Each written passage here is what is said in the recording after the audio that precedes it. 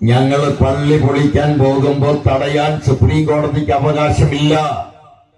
എന്താ സുപ്രീം കോടതിക്ക് അവകാശമില്ലാത്തത്? ഞങ്ങളുടെ മതത്തിൽ തൊട്ട് കളിക്കരുത്, മുസ്ലിമിന്റെ മതത്തിൽ തൊട്ട് കളിക്കരുത്, മുസ്ലിമിലെ ന്യൂനപക്ഷ തീവ്രവാദം. ഹിന്ദുവിന്റെ മതത്തിൽ തൊട്ട് കളിക്കരുത്, ശ്രീരാമനെ തൊടരുത്, ഹനുമാനെ തൊടരുത്. ഇത് ഞങ്ങളുടെ മതമാണ്, ഹിന്ദു മതമാണ്, ആർഷഭാരതമാണ്. നിങ്ങൾ ഞങ്ങളുടെ ചെലവിലാണ് സുപ്രീം കോടതി ജീവിക്കുന്നത് കൊണ്ടോ ഞങ്ങളുടെ മതത്തിൽ തൊട്ടുപോകും.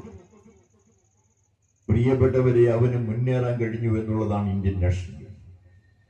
അവിടെ നിന്ന് അവന് മനസ്സിലായത്, പള്ളി പൊളിക്കാൻ കഴിഞ്ഞോടുകൂടി അവനൊരു കാര്യം മനസ്സിലായി, ഇടയ്ക്കിടയ്ക്ക് മുസ്ലിമിനെ ആക്രമിച്ചുകൊണ്ടേയിരിക്കുക. ഇടയ്ക്കിടയ്ക്ക് മുസൽമാൻ ആക്രമിക്കുക. അതിനൊരു മറ്റേ പശുമാംസം ഫ്രിഡ്ജിൽ വെച്ചുവെന്ന് പറഞ്ഞോ, അല്ലെങ്കിൽ വേറെ എന്തെങ്കിലും പറഞ്ഞോ, അല്ലെങ്കിൽ വ്യാജ ഏറ്റുമുട്ടലായോ, അല്ലെങ്കിൽ തുകലോൺ മുടക്കാൻ സമ്മതിച്ചില്ലെന്നോ, എന്തെങ്കിലും ഒരു കാരണം പറഞ്ഞ് ബുൾഡോസർ രാജൊക്കെ വെച്ച് ഇടയ്ക്കിടയ്ക്ക് ഒരു മുസ്ലിമിനെ കൊല്ലും. ഒരു ജുനൈദിനിടയ്ക്ക് കൊന്നു, പിന്നെ മുഹമ്മദ് അത്തലാഖിനെ കൊന്നു, ഇടയ്ക്കിടയ്ക്ക്. അങ്ങനെയൊക്കെ ഇന്ത്യ രാജ്യത്തെ ഇടയ്ക്കിടയ്ക്ക് കൊന്ന ജനസംഖ്യ എന്ന് പറയുന്ന 5000. ഇതുവരെ ഇടയ്ക്കിടയ്ക്ക് 10 കൊല്ലം കൊണ്ട് കൊന്നത് 5000 പേരെ കൊന്നു, ഇടയ്ക്കിടയ്ക്ക്. ക്രിസ്ത്യാനി യാത്ര കൊന്നിട്ടില്ല. ക്രിസ്ത്യാനി എന്ന് പറയുന്നത് കേവലം 3400 ആളെ കൊന്നിട്ടുള്ളൂ. അത് അവര് വേഗം കൊന്നോളും. ഇനി 2-3 ക്രിസ്മസ് കൂടി കഴിയുമ്പോൾ അത് തീർന്നു. ഇങ്ങനെ മുസ്ലിമിനെ അജിറ്റേറ്റഡ് ആക്കുക, മുസ്ലിമിനെ തീവ്രവാദികളാക്കുക. അങ്ങനെ പള്ളി പൊളിച്ചു. ഞാൻ ചോദിക്കട്ടെ, പള്ളി പൊളിച്ച നരസിംഹറാവു ഒരു സീരിയസ് ആയ കേസ് RSSന് വേണ്ടി എടുത്തോ? RSSന്റെ പേരിൽ ഒരു സീരിയസ് ആയി കേസ് എടുത്തോ? പള്ളി പൊളിക്കുമ്പോ ഇതുപോലത്തെ ഒരു 2ാം നിലയിൽ ഉമാഭാരതിയുണ്ട്. പള്ളി പൊളിക്കുമ്പോ 2ാം നിലയിൽ മുരളി മനോഹർ ജോഷിയുണ്ട്.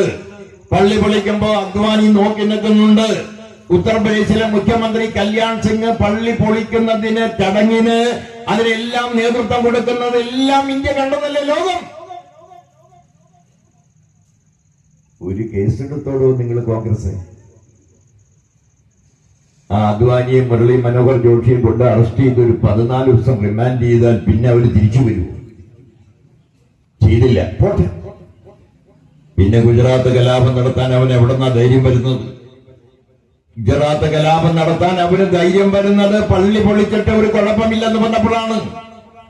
പള്ളി പൊളിച്ചവരുടെ പേരിൽ ഒരു പെറ്റി കേസ് പോലും ഇല്ലെന്ന് വന്നപ്പോഴാണ്. ഗുജറാത്ത് കലാപം എന്ന് പറയുന്നത് വളരെ ആലോചിച്ച് തയ്യാറാക്കി ഉണ്ടാക്കിയ ഒരു നാടകവും തിരക്കഥയുമാണ്. 9:00 തീവണ്ടി വരും. 9:00 തീവണ്ടി വരുമ്പോ 10 തീവണ്ടിയുടെ ബോഗി കത്തും. 10 തീവണ്ടിയുടെ ബോഗി കത്തിയാൽ 9:45 വർഗീയ കലാപം ആരംഭിക്കണം. തീരുമാനമാണ്. 9:00 തീവണ്ടി വരും. തീവണ്ടി വരുമ്പോ മുസ്ലിം ഗുണ്ടകൾ വന്ന് ഹിന്ദുക്കളെ കൊന്നുവന്ന് കുറെ ആളുകൾ മരിക്കും. കുറെ ആളുകൾ മരിച്ചു കഴിഞ്ഞാൽ 9:45 വർഗീയ കലാപം ആരംഭിക്കണം. തീരുമാനമാണ്. പക്ഷെ എന്ത് പറ്റിയെന്ന് വെച്ചാൽ 9:45 തീവണ്ടി വന്നു. 9:45 തീവണ്ടി വന്നപ്പോ അപ്പം തന്നെ വർഗീയ കലാപം ആരംഭിച്ചു. തീവണ്ടി തെറ്റി വന്നു പോയി, 5 മിനിറ്റ് പോയി. ഇന്ത്യ രാജ്യം മുഴുവൻ നോക്കി നിന്നു. പിന്നെ സജീവ് ഭട്ട് എന്ന് പറയുന്ന IAS-കാരൻ ഇതിന്റെ റിപ്പോർട്ട് ഹൈക്കോടതി കൊടുത്താലേ കലാപം 9:35 ആരംഭിക്കുമെന്നും തീവണ്ടി കത്തിയത് 9:45 പറഞ്ഞിട്ട് എങ്ങനെയാണെന്ന് മിണ്ടാതിരുന്നത്? ആ സജീവ് ഭട്ട് എത്ര കൊല്ലം ജയിലിൽ കിടന്നറിയോ? 20 കൊല്ലം. എന്തിനാ ശിക്ഷ? ഒരു ശിക്ഷയില്ല. അയാൾക്ക് ജയിലിൽ കിടന്നു. IAS-കാരനാണ്. അയാളുടെ ഭാര്യയുണ്ട്. അയാൾ കോളേജിലെ പ്രൊഫസറായിരുന്നു. അവരെ ജോലിയിൽ നിന്ന് പിരിച്ചു. നമ്മുടെ കേരളത്തിലെ അഡീഷണൽ DGP ആരായിരുന്നു? ഗുജറാത്തിൽ കേരളത്തിലെ പ്രിയപ്പെട്ടവരെ ഒരു ശ്രീകുമാർ. ആ ശ്രീകുമാർ എങ്ങനെ രക്ഷപ്പെട്ട് രാത്രി ഇറങ്ങി ഓടി. രാത്രിക്ക് ഞാൻ ഇതൊക്കെ എന്തിനാ പറയുന്നത്? നിങ്ങളെ ആ എമ്പുരാനുള്ള സിനിമ കണ്ടാവും. ഞാൻ ഈ ഇത്രയും വിശദീകരിക്കുന്നേക്കാൾ നല്ലത് എമ്പുരാൻ സിനിമയും നല്ലതല്ല, ഇത്ര നല്ല സിനിമയുമല്ല. കഷ്ടം കൊണ്ട് മോഹൻലാലിന്റെ കഷ്ടകാലം തീർന്നു മാത്രം. മോഹൻലാൽ കുറെ പൈസ കിട്ടിയാൽ ആ പടം കൂടി പൊളിഞ്ഞെങ്കിൽ മോഹൻലാൽ വീട്ടിലിരിക്കായിരുന്നു. മോഹൻലാൽ പിന്നെ തുടരൂരിൽ രക്ഷപ്പെട്ടു. പിന്നെ ഹൃദയപൂർവ്വം സത്യനന്ദക്കാരുടെ പൊളിഞ്ഞു പാപ്പീസായ പടം. പക്ഷേ അതും ജയിച്ചു. മോഹൻലാലിന് പ്രത്യേക പണിയൊന്നും സിനിമയില്ല. ഇങ്ങനെ വെറുതെ നടക്കും, ഇടയ്ക്കൊരു തോക്കെടുത്ത് 2 ആൾ വെടിവെച്ച് കൊല്ലുന്നതിന്റെ അഭിനയമൊന്നുമില്ല. പക്ഷെ പൃഥ്വിരാജിന് ഞാൻ ഒരു റെഡ് സല്യൂട്ട് കൊടുക്കുന്നുണ്ട്.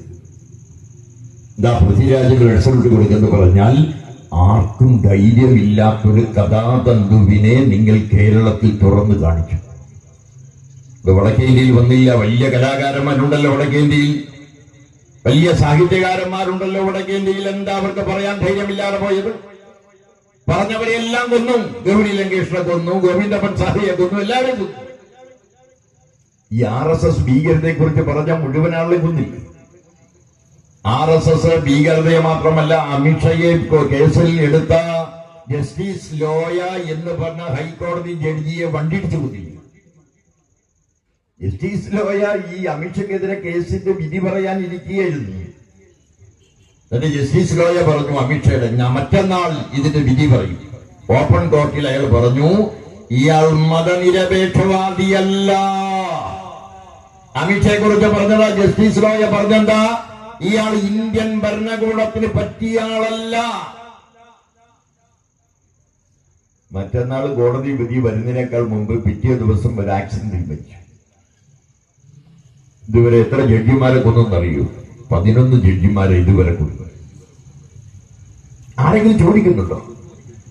ഞാൻ ചോദിക്കട്ടെ പ്രിയപ്പെട്ടവരെ, മറ്റേ ഇവിടെ ജഫ്രി ബെൻസ്റ്റൺ എന്ന് പറയുന്ന ഒരാള്, ഇവിടെ ന്യൂസിലൻഡുകാരനായ ഒരാള് ജയിലിൽ 2019 കിടന്ന് മരിച്ചു. 19 മരിച്ചു. അയാൾ എന്തിനാ ജയിലിൽ കിടന്ന് മരിച്ചെന്ന് വെച്ചാൽ അവിടുത്തെ സ്വാതന്ത്ര്യസമരത്തിൽ പങ്കെടുത്തിട്ടല്ല.